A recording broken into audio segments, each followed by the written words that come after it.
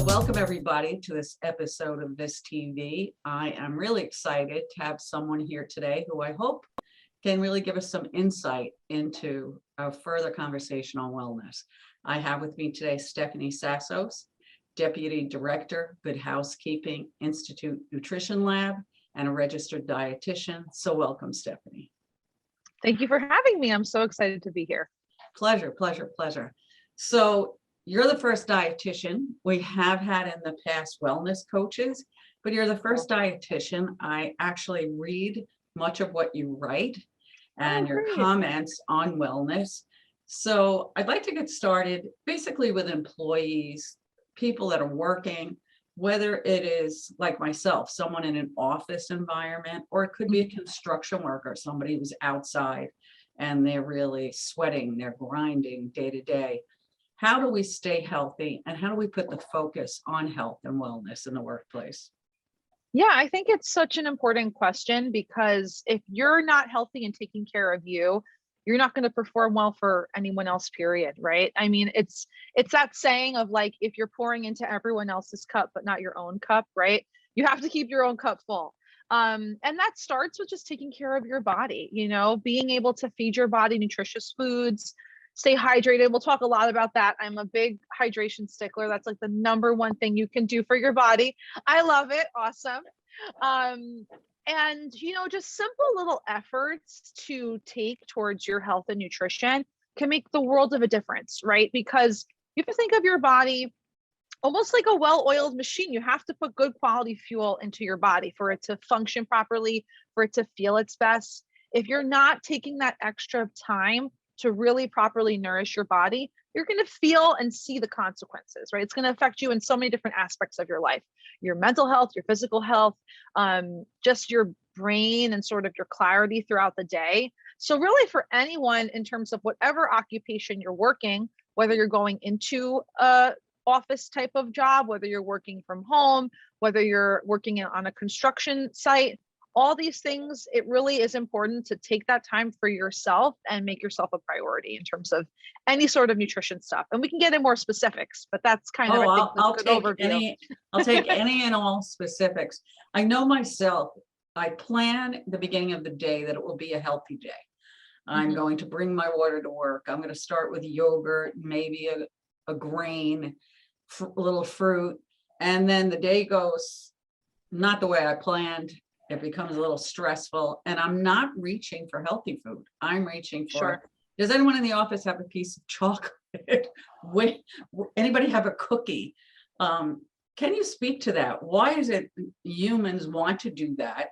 And how do we avoid doing that and stay on track? Totally. So you bring up a couple of good things. I'll answer your question first, which I think is the convenience, right? And like everything is sort of more important than what you're planning to eat, or maybe your well-intended plans go out the window. And so what do you grab for? Whatever is convenient. And the convenient things tend to be less healthier options, tend to be more packaged processed foods. And just in general, like you want something that's going to give you an energy boost quick. So what does that? White refined carbs, think sugar, think cookies, candy, right? And that tends to be the typical office, snacks that happen to be around. And so while it may give you a quick burst of energy, ultimately you're going to pay the price for it because you're going to have an energy crash, right? And so the thing about something like white table sugar, for instance, so let's say you're picking up some candy or some type of like baked good, right? It has to do a lot with your blood sugar. If you eat that, and especially if you haven't eaten anything else the whole day, maybe you've just been a crazy work day, your blood sugar is going to skyrocket. And then what's going to happen? It's going to come crashing down. It's like a roller coaster. Okay. And so what does this do? Like just physiologically is it's going to really affect our mood, our energy levels. Your body is not designed to be doing this really extreme up and down when it comes to your blood sugar. And this is not just for people who are diabetic. Blood sugar affects everyone in general, right? But if you choose something that maybe has a little bit more of a complex carb, something with fiber or protein or a healthy fat or a mix of 2 or 3. So let's say instead of grabbing candy, you grab an apple with peanut butter, or maybe you grab some type of protein bar that doesn't have a lot of added sugar in it, right? your blood sugar is going to go like this. It's going to be much more consistent. You're naturally going to have peaks and lows, right, with your blood sugar, but having a little bit more of a stable blood sugar line is going to improve your mood, your energy, all these different things, right? So it is worth it. I think the number one thing you can probably do for yourself is stock your office or your purse or whatever it is, your job site, with a few healthy grab and go items that are non-perishable, that are shelf stable, that you actually like, right? Like, don't buy almonds if you're not going to eat almonds. Like, buy something that you actually like, right? That you'd be willing to eat, and put 2 or 3 options there. So if you are in a pinch, you know, okay, I have something healthy that I can snack on. Does that make sense? Oh, it makes so much sense. Yeah, definitely. Yeah. But I'm laughing, and I'm sorry to be laughing. No, go ahead. I think of my own pantry that Yeah. randomly, based on my mood of dietary wellness, Yeah. might have almonds, walnuts, cashews. Right, And right. then a month later, I'm tossing them because I didn't utilize them appropriately. Well, it's You so also make true. me, yeah, you make me think too of my daughter-in-law creates these amazing bento boxes for my grandchildren for their Mhm. lunches that have these little compartments. And I think we as a society haven't looked at things, A, in small portion, but Right. also B, in choices. You know, we're a society of old that you got a sandwich, it was on white bread. It wasn't necessarily a good protein. It didn't necessarily have lettuce and tomato. And we were given a snack that was easy and accessible. So if I think about workers that we represent that are really hard physical laborers in Mhm. construction and warehousing, distribution, how do you get people that have that position to really carry certain things with them that aren't going to be wasted, money, you know, literally thrown out? How It's can so we help true. them? You know, as nurses, how can we help them?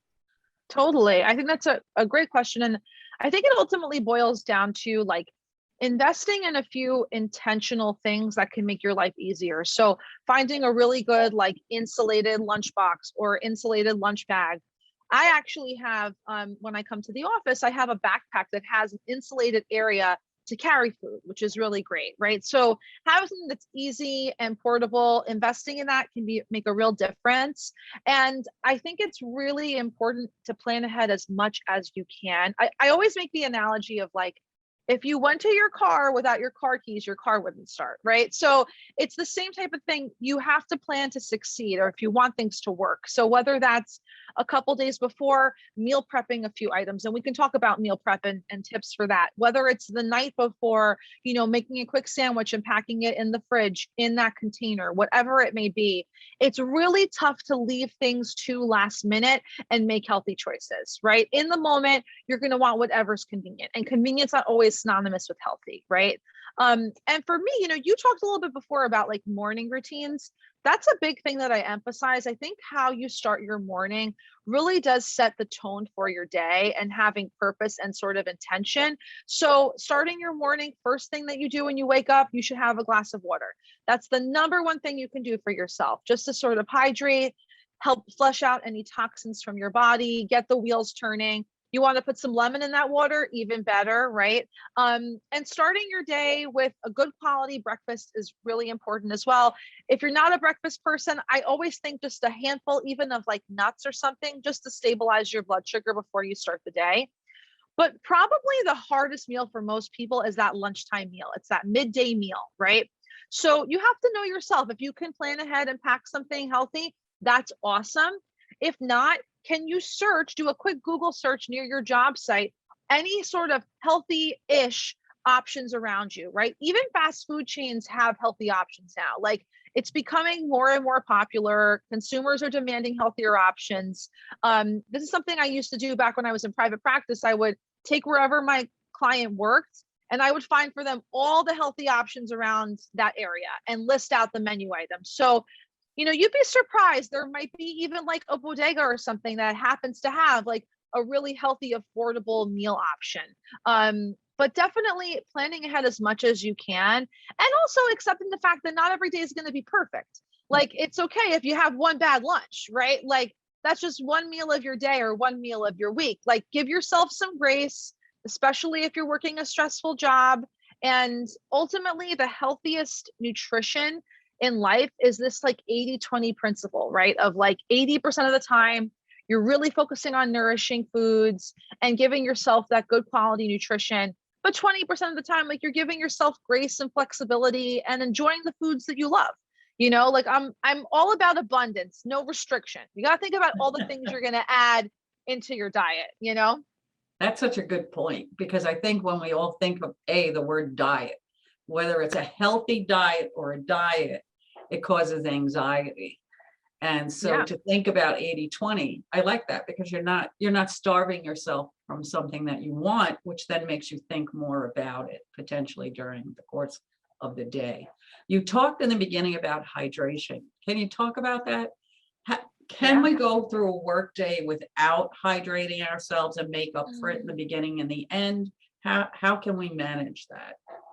Oh my gosh, please don't do that. No one do. And what's so sad is most people do that. And, I get it. I get that, I always hear the excuse of, oh, then I'm going to the bathroom all day long, or, oh, it's not convenient for me to fill up my water bottle and this, that. But if there is one thing you can do for yourself before any healthy eating choice, it is to stay hydrated all day long. And so there's a couple key components of this. Every cell in your body needs water to function properly and optimally, right? And hydration has so many benefits on your overall holistic health.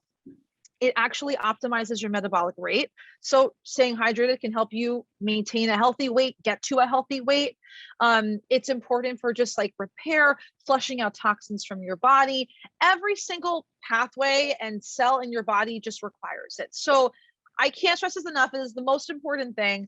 You have to ultimately find what sort of hydration scenario works best for you, and start small. If you have only been drinking 1 cup of water a day, don't go to 12 cups of water immediately, right? Like, start by slowly adding and making gradual changes. That's how you really create lasting change, is these small little goals over time. So I like to say, try and drink a cup of water with every meal. So that's at least 3 cups right there. Try and drink a cup or 2 when you wake up in the morning. I am a big fan of large water bottles. If you happen to be at like an office situation, so I'm going to show you my water bottle. This is my water bottle. And you know why I like this water bottle? Because I don't have to keep filling it up. I only have to fill it up a maximum of like 2 times a day, right? This is a massive water bottle. So for me, it's really easy because I go in the morning. That's the first thing I do. Go to the end of the hallway to the water station, fill it up, and then I have it for the day. So, because that's a big deterrent for people, to have to constantly be filling up a water bottle, or to have to constantly be opening up different plastic water bottles. And it's also a little bit more environmentally friendly to have one, which is great. The other option is, if you don't have access to like a reusable water bottle, get a couple regular water bottles and line them up for the day. It's really important visually to see them and also to see your progress, right? That's After an you excellent suggestion. Yeah. after you finish each one, it really makes a difference, as opposed to just having one water bottle for the day and then you feel accomplished after drinking one, right? You probably should be drinking like 3 or 4 at least. So that's another option. Flavoring your water, putting in things like mint and like squeezing in citrus or even berries can make it fun. And Does coffee and tea constitute hydration? Yeah, I was gonna just mention that. So any sort of decaffeinated options definitely counts. So any sort of decaf teas, decaf coffee, of course, seltzers, things like that. Just make sure they're not really heavily sweetened. Natural sweeteners and things like that are okay. But really, like, good old H2O is king. So that's really what you try and wanna look for. And I've had people tell me they don't like the taste of water. I don't buy that. Just try your best to make an effort, and your body will get used to it. And also, for the other excuse I get, which is the bathroom breaks, your bladder is a muscle. It's like any other muscle in your body. It gets stronger as you use it. So the more consistent you are with your hydration, the stronger your bladder will be, I'm not saying you're not going to be frequently going to the bathroom, but hopefully it will be a few less trips. Wow, that's a great tip as well. As I'm thinking about you talking about hydration, and my concern is always for the people who really, we call them the boots on the ground, people who are coming and going, keeping the rest of us up and running in many instances. I know now I see a little more of employers providing these backpacks for their employees that they can keep water in, Yeah. water bags, which I think is really important. And maybe should Yeah. be bigger discussion at the workplace. Totally. They have like, we use those when we go on hikes even, right? I mean, there's all different types, but that's a great resource for someone who's constantly on their feet and doesn't have the opportunity to carry a giant water bottle. Ultimately, it just matters that you get your cups in for the day. It's ideal to sort of spread it out, but if you can't and you have to sort of drink before and after the workday, and maybe you only get 1 cup in during the day, that works too. You have to just do whatever is going to be best for you. And also, if you're stressing about being healthy, it's not good, right? So if anything like that is making you have anxiety, just do whatever works best for you and your body. Well, that's a great segue, because that was my next thought. What are your thoughts on nutrition affecting mental health? And because so much of just the word nutrition causes anxiety, but it's also a healthy diet creates a healthy mind. So do you have any thoughts there that you'd like to share? Yeah, I think this question is definitely twofold, right? I think it is really important to try and eat nutritious foods. Like, we have studies that show us correlations between a diet high in refined sugars and impaired brain function, worsening of symptoms of all different types of mood disorders like depression and anxiety. And your brain does require vitamins, minerals, nutrients to function optimally. There's also the mind gut connection, right? And making sure that you're eating well, because the gut is really the center of your health. And that also, there is a role in gut health and mood and mental health as well. But I think more important than any of this is ultimately finding a balance that works for you and doesn't give you anxiety. Healthy eating should never give you anxiety, right? And when we talk about diet, there's all different definitions of what a diet is. Diet is what you eat. That's really ultimately what it boils down to. And it's so synonymous, unfortunately, these days with restriction and deprivation. And, none of that is going to yield success. Like, we see really restrictive diets fail after a year. People cannot keep the weight off, right? So ultimately, it's about making small little changes, and everyone wants a quick fix, but you're going to see the progress in those small changes. And, making sure that your holistic health is balanced. Like, take an example, for instance, of if people who do bikini competitions. I don't know if you've seen these people who get into really, really insane shape for these figure shows, and their nutrition is crazy. I mean, they're eating calculated amounts of protein and very small amounts of carbs. And while they physically might look amazing, where is their mental health at, right? Probably not in a good space. And if you can't go out and enjoy a dinner with your friends, right? If you can't go out and not have anxiety at a restaurant, like, that is definitely a sign of whatever you're doing is not sustainable. So ultimately, you have to have an eating habit that's sustainable for you, and just focus on the things that you can add in, right? Can you add in more veggies? Can you add in more fruits? Can you add in more water? Can you add in, more gut friendly foods? Whatever it may be, focus on the abundance aspect. And when you do that, ultimately, you start feeling better. And that feeds into you being successful with your eating changes, right? But it's really not about restriction. Ultimately, I think it really has to be sustainable for you and your lifestyle and your day to day. Valuable recommendations. Before we go, any suggestions on grab and go items? Many people, we can talk for hours about food deserts and what it's like, where people live, what they have the accessibility to, but just some type of grab and go that works for almost anybody if you're planning your week ahead. Yeah. So my favorite type of fast food, fast is like regular pieces of fruit. That's like the best fast food in the world. It's fast, it's simple. So a banana, an apple, whatever. But of course, sometimes you just want non-perishable options. So I'm a big fan of things like roasted chickpeas. Those come in little bags now. Those are great. You can find them honestly at like most drugstores, most convenience stores, most gas stations. You can find things like roasted edamame. Of course, nuts and things like that are a great option. Even jerky, as long as you're not getting a really high salt jerky, trying to look for ones with lower sodium can be really great. And they're also protein packed. A couple other options. Popcorn is awesome. Try not to get something super buttery, but popcorn is a volume food. So you can eat a lot of it for not a lot of calories, and you get a lot of fiber too. And the other thing that's good, especially for quick energy, is like those nut butter pouches that you can just tear open. And so you can have one on its own. You could put it on some crackers. You could put it on a banana. But I keep those in my purse always, just because it's such a great source of healthy fats and plant-based protein that can really fuel you.